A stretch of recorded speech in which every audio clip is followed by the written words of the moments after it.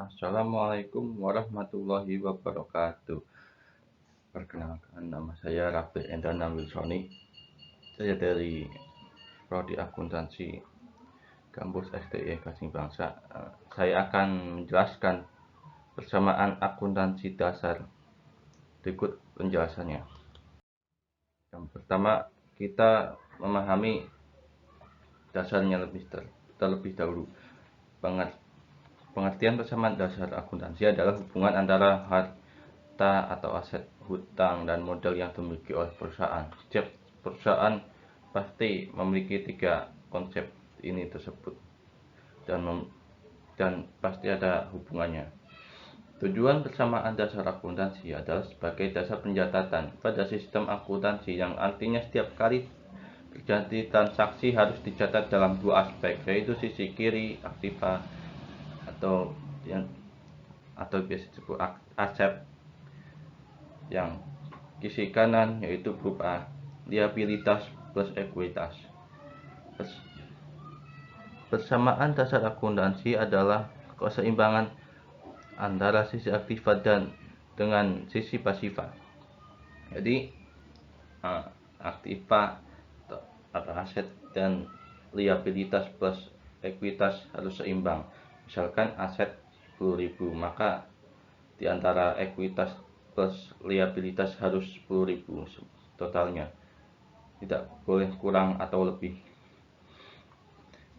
Jika perubahan muncul akibat kejadian transaksi keuangan, maka keseimbangannya juga harus dipertahankan. Hal ini merupakan dasar untuk mengerjakan akuntansi, seperti mencatat jurnal hingga penyajian laporan keuangan. Untuk mempermudah kalian dalam mempelajari akuntansi, Anda harus memahami konsep alloy. Dengan menggunakan konsep alloy, Anda akan lebih mudah mengingat dan mempelajari konsep dasar akuntansi. Berikut penjelasan dari alloy. Alloy itu singkatan dari A, kepanjangan dari A itu aset, L liabilitas, kewajiban atau biasa disebut utang, OE yaitu owner equity atau ekuitas pemilik. Ekuitas pemilik biasanya berupa modal, pendapatan, dividen, dan beban. Berikut persamaan dasar akuntansi yang berlaku berdasarkan konsep alloy tadi. Aset sama dengan kewajiban plus modal. Aset sendiri merupakan aktiva di mana sebagai sumber ekonomi yang memiliki nilai guna bagi organisasi atau perusahaan. Aset biasanya suatu nilai yang dimiliki oleh perusahaan, misalkan kas, terus bangunan, tanah, buku, dan lain-lainnya. Sedangkan kewajiban itu terdiri dari hutang yang merupakan pasifa. Biasanya kewajiban itu terdiri utang gaji, utang modal, utang sebagainya. Selain itu ada ekuitas pemilik usaha atau modal usaha dengan selisih kewajiban pemilik usaha di masa depan. Ekuitas biasanya berupa modal, pendapatan, dividen, beban, dan lain. Oke. Nama dan nomor akun beserta saldo normal. Kenapa di sini kita juga menjelaskan nomor akun? Karena nomor akun berfungsi. Nama dan nomor akun berfungsi sebagai formulir untuk mencatat transaksi jenis dan dapat berubah komposisi harta, kewajiban, dan juga modal usaha, sehingga memudahkan seorang akuntan dalam menyusun laporan.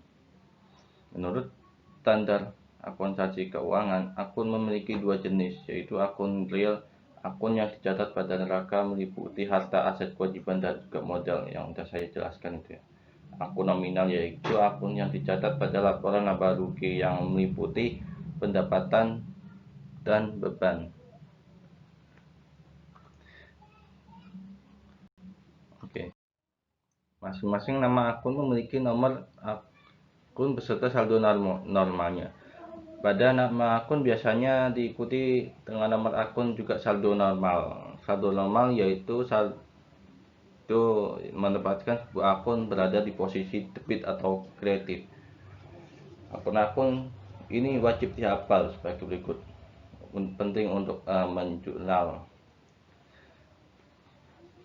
Biasanya orang menjurnal pakai nama pakai saldo normal, yaitu aset kas itu dan lain-lain.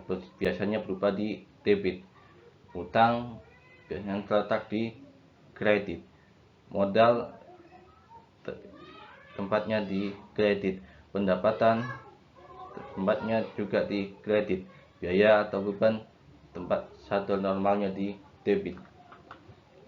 Jadi ini nama akun dan saldo normalnya harus benar-benar dihafal, sehingga untuk memudahkan penjurnalan dalam pencatat transaksi. Oke, sini saya juga menjelaskan nomor-nomor akun. Nomor-nomor akun di atas akan berkembang menyesuaikan dengan jenis transaksi dan kebutuhan perusahaan. Misalkan akun kas merupakan bagian dari aset. Perusahaan A memberi nomor akun 11 atau pendapatan sewa. Perusahaan A 11 itu biasanya akun aset, dan perusahaan B menetapkan 405 sebagai akun pendapatan. Berikut nomor-nomor akun tersebut dibagi sebagai berikut, yaitu yang pertama akun aset. Akun aset umumnya bernomor akun 100 hingga 199. Akun utang biasa umumnya bernomor 200 hingga 299. Akun modal biasanya bernomor akun 300 hingga 399. Akun pendapatan umumnya bernomor akun 400 hingga 499. Akun biaya atau beban umumnya bernomor akun 500 hingga 599. Kenapa? Perhatikan contoh sederhana penerapan berikut ini. Contoh 1. Milenial Jaya memiliki aset sebesar 100 juta, kewajiban 30 juta. Maka ekuitas pemilik sama dengan 70 juta seperti sebagai berikut. Yang ditanyakan ekuitasnya berapa kan? Di sini aset ada 100 juta. Kewajiban atau liabilitas itu 30 juta. Nanti untuk menentukan ekuitas agar biar seimbang hasilnya, dikurangin aset kurangi ekuitas, nah hasilnya 70 juta. Baliknya kewajiban ditambah ekuitas jadi 30 plus 70 sama dengan 100 juta, jadi sama-sama 100 juta. Itulah penjelasannya. Berikut yang analisis transaksi dan pencatatan dalam persamaan dasar akuntan. Analisis transaksi dan cara pencatatan. Sekarang kita akan melihat bagaimana hubungan antara utang, harta utang dan modal melalui analisis transaksi dan pencatatan dalam persamaan dasar akuntansi. Perhatikan contoh soal persamaan dasar akuntansi dan jawaban berikut ini. Soal berikutnya.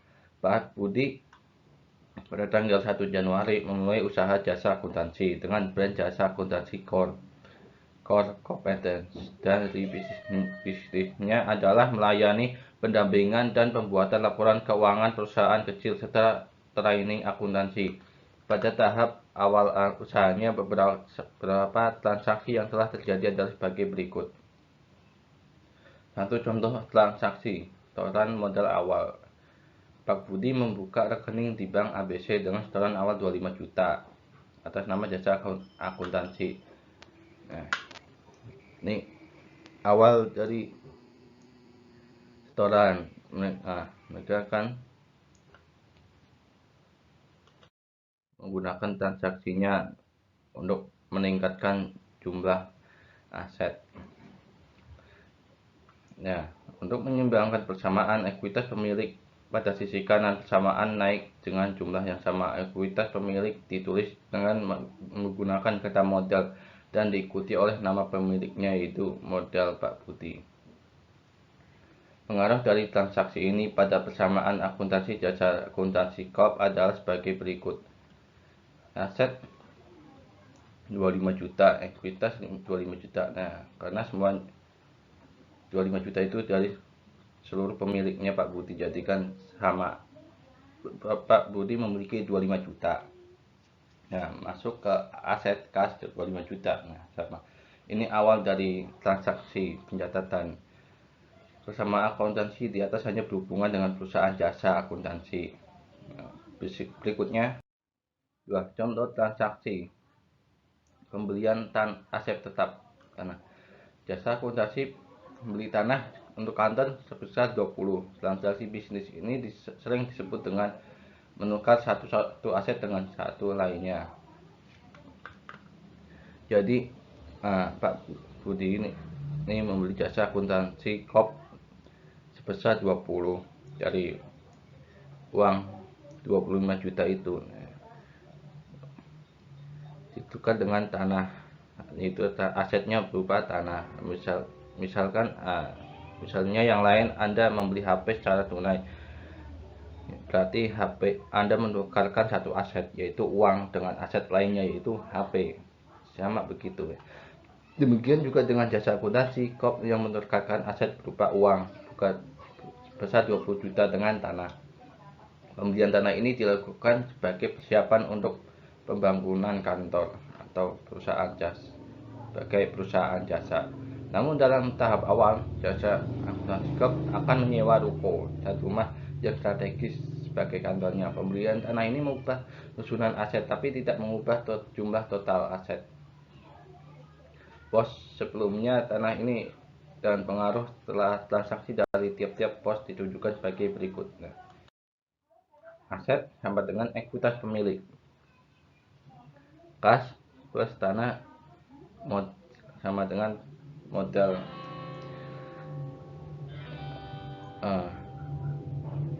tanggal 2000 dari 25 juta ini. Nah, kita kurangin. Nah, kita membeli tanah dari hasilnya 5 juta. Nah, ini kan yang 5 kurangi. Oke. Nah, yang nomor 3 itu contoh transaksi pembelian bahan habis pakai. Jasa akuntansi Corp membeli bahan habis pakai surplus secara kredit sebesar 1.350.000 dan berjanji akan membayar pemasok dalam waktu dekat. Jenis transaksi ini disebut pembelian kredit. Nah, jasa akuntan utang nih sama pihak lain dengan membayar kredit, membeli bahan dengan utang, ya kan? Beban habis pakai yang akan digunakan perusahaan di masa mendatang akan dicatat sebagai beban dibayar di muka yang merupakan aset. Pengaruh ini transaksi adalah kenaikan pada nilai aset maupun kewajiban besar 1.350.000. Oke. Ini aset kas. Nah, ini tadi sudah dibeli tanah jadi tinggal saldonya tinggal 5.000. Nah, ditambah bahan habis pakai jadi bertambah 1.350.000. Nah, ini tanahnya 20 juta tadi yang sudah dibeli. Nah, tekan kewajiban utang usaha. Nah, masuk nih dari pembelian bahan habis pakai. Nah, kita berarti mempunyai utang 1.350.000. Nah, ini dari jumlah modal yang awal Pak Budi 25 juta. Ini modal kita sendiri. Nah, sedangkan ini utang 1.350.000. Oke, berikutnya. Sekian, terima kasih dari penjelasannya. Apabila terdapat kesalahan dan kekurangan, saya mohon maaf. Terima kasih. Nah, assalamualaikum warahmatullahi wabarakatuh.